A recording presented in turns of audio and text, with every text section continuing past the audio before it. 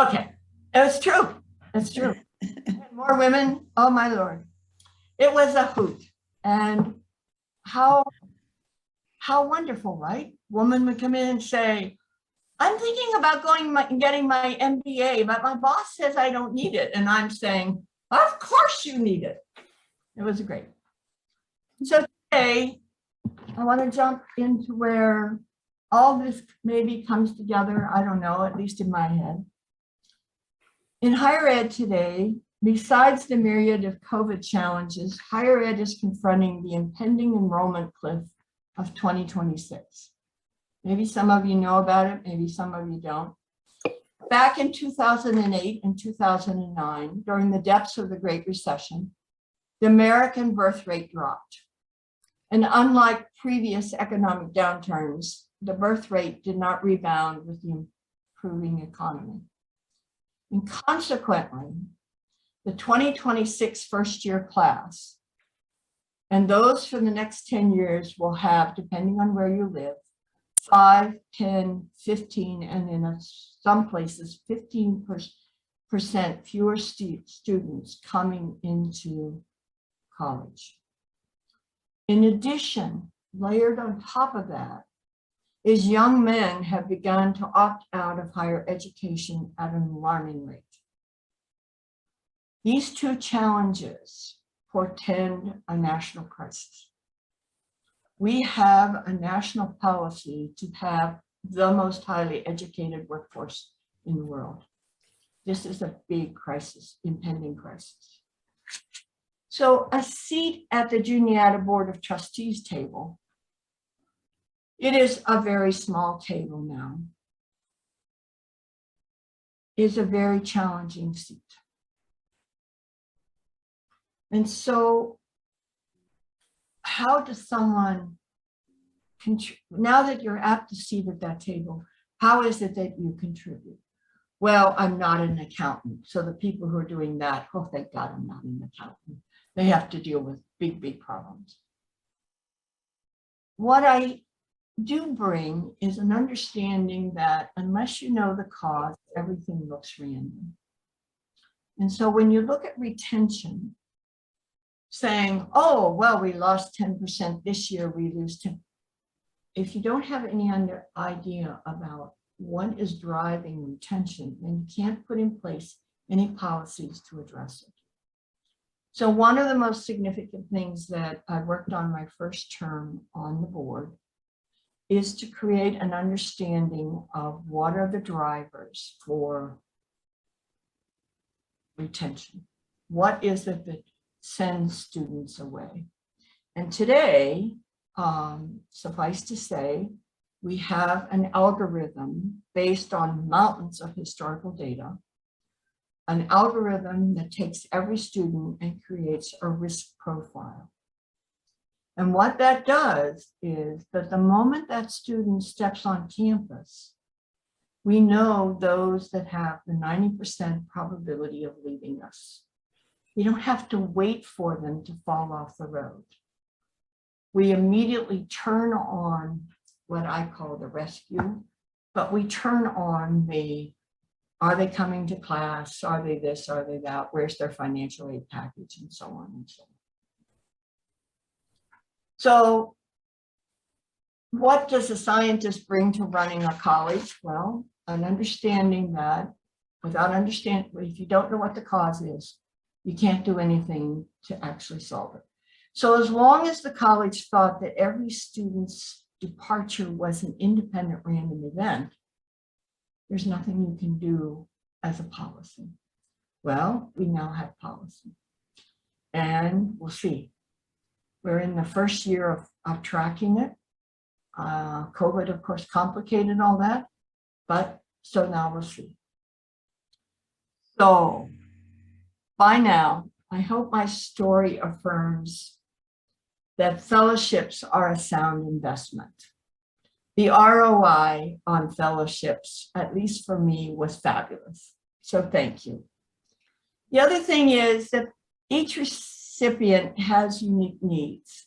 And the way the fellowships are structured, they allow women to actually address their unique needs. you don't overmanage it. It's a great gift. Thank you. And then over my lifetime, anyway, my story, and I'm sure that there are many other stories like mine. People use the seat at the table. The goal is not to get at the table. Everybody is at a table just where we are. We're at a table because we're in the book club. We're at a table because we're an alumni. We're at a table because. The question is not, are you at a table because you are? The question is, how do you use your seat at the table to make the world better? So thank you for 45 years ago. Thank you for giving me an opportunity to reminisce a little bit about how it all happened way back then. Thank you. Thank you, Carol. That was excellent. We loved it. Yeah, we learned so much from what you told us. About nematodes. You now know about nematodes. Okay, any questions? I don't see anything in the chat. I have a question. Oh, good. Let me add myself to the screen here. Carol, you are very inspiring. Thank you for sharing all of the stories, and I feel you have tons more to share. I'm looking to see for some advice on somebody new coming into a smaller table. And aside from education, what would be the best way to build credibility and trust with new colleagues you have not interacted with before at that smaller table?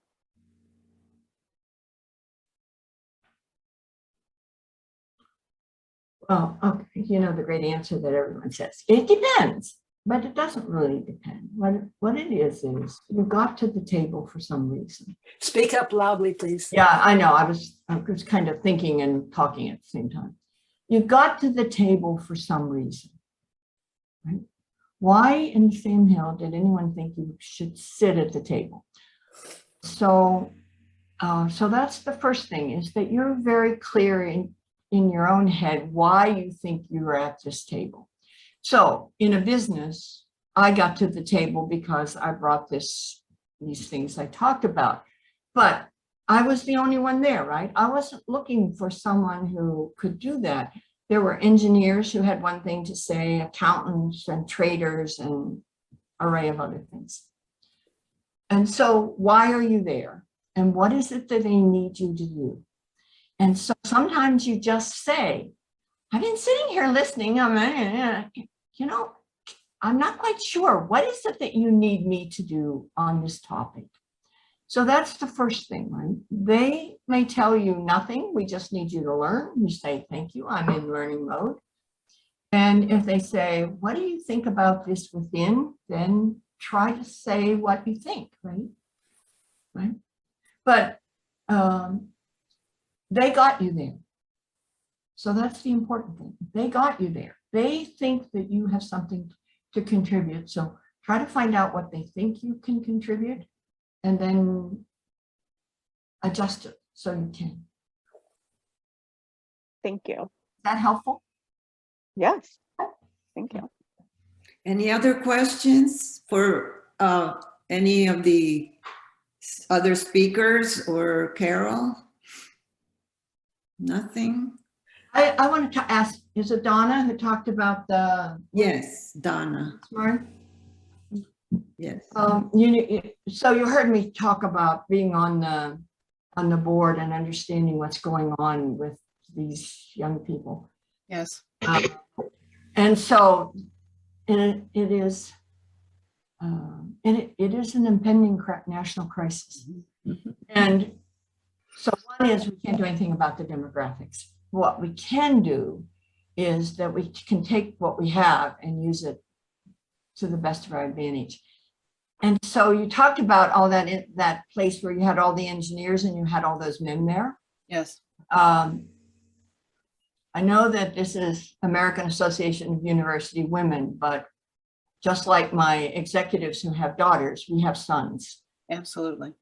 And so I don't actually, I just want to know, how often are you getting men involved today? And Men get involved pretty much at all levels of Start Smart. Of the 188,000 people who have completed Start Smart, I don't know if they're female or male. I don't know, or trans, or whatever. Yeah, or whatever. Gender. I don't know. I can't trace that. I can't track it. AAW, if they do, I do not know about it. I do not know the space that I do know that when students complete a Work Smart and Start Smart class, they are given a survey. And one of the questions is, what is your gender? And they don't have to answer it. I mean, it's not a red letter. So they don't have to answer it. But I would say more and more men who I am working with within the group say to me, I don't know anything about this. I had no idea you can negotiate your benefits. And I sit down and I discuss it with them straight out with 25, 30 people. I say, what would you need if you got a job in Texas and you were offered 90,000? What benefits would you, forget the salary, how are you going to get there? All these other questions. Do you have health care? Do you have sick? All those different questions. And I have learned an awful lot from my international clients, because when they come here for 3 years. They are at the top levels of the company they're coming to. I don't care if it's golf in Carlsbad or whether that's just one company. I mean, there are tons of companies I deal with. I have to know about the company. I have to educate myself so that I can ask questions so that I know how to help my clients. And in that process, they tell me the benefits they're getting. Their kids are paid to go to private schools of their choice. I mean, that's just one. So I just think that the reason I asked that is Yes. that this impending crisis is real. Yes. We are doing our various things is to remember that we have a lot to offer. We have a lot We do. for the solution for international. Okay. Yes. Bobby. I'd like to address something. Carol is a brand new member to our branch. And so I don't know how much she knows about AAUW itself, but I thought I would clarify for those that don't know, even though we have the name American Association of University Women, it is open to men, Absolutely. women, whatever. And some of our programs are open. Some are restricted to women, like in our branch, Tech Trek is for women. But we have a speech track that is open to any high school student to participate. Nationally, well, like the Work Smart and Start Smart, those aren't restricted. They're open to anyone. Yep. So it's varied, but we welcome men as members. There aren't nearly as many men as women, obviously. And I think, Donna, you would know better than I, at least for a while, it seemed like AAUW was trying to get away from the words and just let us be known as AAUW, just like IBM and other entities where you're just the letters, because the emphasis, well, for one, nationally, we missed